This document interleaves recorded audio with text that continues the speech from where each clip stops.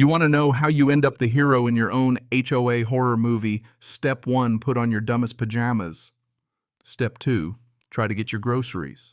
Step 3, watch a neighborhood meltdown unfold on your front lawn because apparently wearing spaceship pajama pants while black is the new code red. I swear you couldn't script this mess if you tried. So picture this Tuesday early fall, not a cloud in the sky, sun's beaming, and I'm at my happiest barefoot t-shirt spaceship pajamas about to greet my grocery delivery like a conquering hero. You know that little buzz when your phone lights up? Your groceries are arriving. Yeah, that's me, modern hunter-gatherer ready to claim my organic kale and overpriced oat milk. I swing open the door, and bam, reality TV time. Right there center stage is this woman. Imagine a flamingo having a panic attack in a Pepto-Bismol business suit. Helmet blonde hair, maybe late 60s, standing dead center on my walkway, like she's auditioning for HOA Border Patrol. And between her and my door, some poor kid, 16, 17, tops, wearing the blue vest, arms full of my groceries, eyes wide as dinner plates. And she's letting him have it. Her finger is shaking so hard I'm half expecting lasers to shoot out. You with the bags. Don't you dare take another step toward that door. Those belong to a resident, not some transient. Transient. I've lived here for 2 years. I pay the mortgage. I get the junk mail. My name is literally on the deed. And suddenly, in her head, 2 black guys add up to a criminal enterprise. I could practically hear her racist abacus clicking 1 + 1 = grand larceny. She's blocking the kid's path, barking about stolen goods, her voice that gravelly, business whisper. I saw your van casing the neighborhood, she hisses, trying to offload stolen goods. Not on my watch. The kid, Leo, I see on his name tag, just tries to stammer out, "Ma'am, it's a delivery for this address," and holds up his phone. Not that she cares. She doesn't want answers, she wants a bust. Now in the middle of all this, I'm just standing there, heart sinking for my melting ice cream, watching this lady cosplay as Judge Judy and Ice at the same time. I figure I better intervene before Leo flees the planet. So I put on my calmest voice, the one I use for lost pets and cable company reps, and say, "Excuse me, I think there's been a misunderstanding. Those are my groceries. I ordered them." Her head snaps toward me so fast I actually flinch. She scans me, spaceship pants, t-shirt, bare feet. Her eyes say it all. No way a guy like me could own a house here, much less be working from home. "Oh, I'm sure you did," she sneers, dripping sarcasm. "And I'm sure he's your delivery boy. Clever little scheme, you both split the profits, huh? Maybe the Millers down the street are the real victims here." I literally laughed out loud. She was inventing a whole produce heist syndicate right there on my porch. I show her the grocery app, my name, my address, even a little cartoon van pulling up. She doesn't even glance. "You people are so tech-savvy these days," she says, just flat out like I'm auditioning for Ocean's 11, the grocery job. Leo, voice trembling, tries, "My manager can call you. My GPS tracks me to this address." She just lunges forward, shrieking, "Don't you lie to me!" Leo jumps back, almost trips over the grass, and that's when my patience snaps. "That's enough," I say, voice steady but loud. "You need to get off my property now." And that's when she throws down the HOA card. "I am the president of the Homeowners Association," she declares, "and I am not leaving until the police get here." She's already dialing 911 like she's calling in the National Guard. Suddenly she's performing. Trembling, clutching her heart, whispering into the phone, "Yes, hello, I need help. There are 2 large men, very aggressive, robbing my neighbor."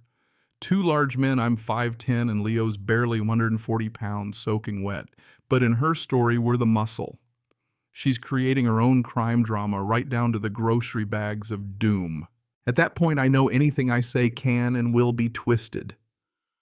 Leo looks ready to pass out. 10 minutes stretch out like a lifetime, us standing there like statues while she hovers at the edge of the yard like some pink garden gnome with a badge. My next-door neighbor Al pokes his head out, sees the scene, and just shakes his head skeptical.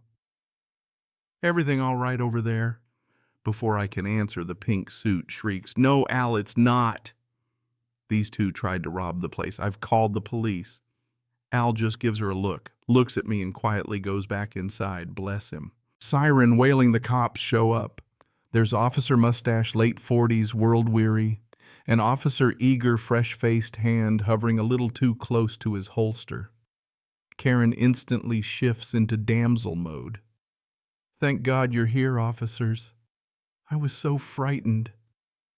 Officer Mustache scans the scene. Me pajamas, groceries, Leo still clutching the bags.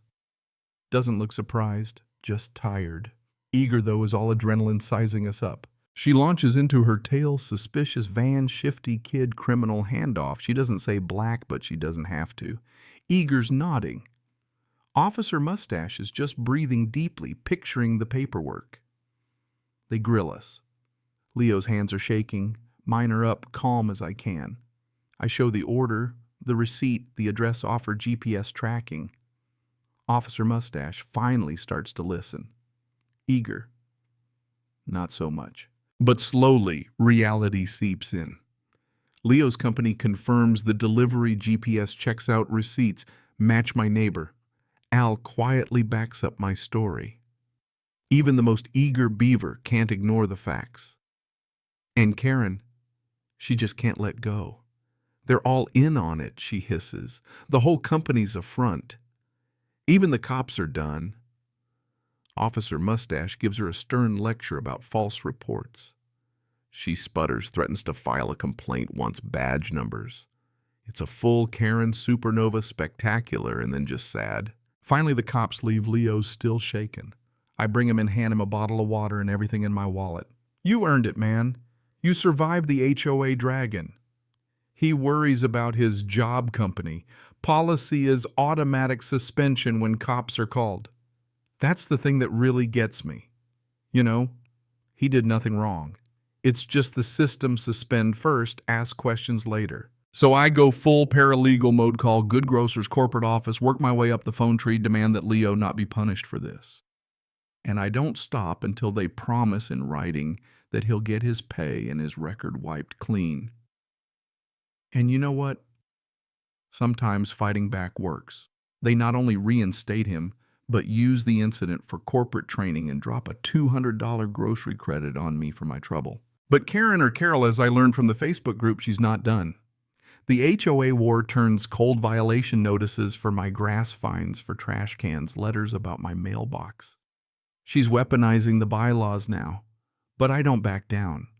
I dig into every rule, every procedural technicality document, everything, call her on missed meetings and missing minutes, rally my neighbors, and before long the board is forced to call an emergency meeting. Here's where the twist hits what she meant as my public shaming turns into her own. Al stands up, tells the room exactly what happened, and the dam breaks. Neighbor after neighbor shares stories, her petty fines, her bullying, the passive-aggressive notes, the secret HOA regime. Within an hour, there's a full-blown coup. The board votes, no confidence, demands her resignation, and the whole neighborhood breathes easier. Al becomes the new president. First order of business, full amnesty on fines, real transparency, and a new era of, get this, actual neighborliness. A few weeks later, I see Leo again. He's smiling, saving up for college, doing just fine. The new family in Karen's old house throws a barbecue, invites me over, and the smell of grilled burgers replaces the stink of fear and control. Life is normal again, or as normal as it ever gets around here. So, yeah, all I wanted was oat milk and a quiet Tuesday.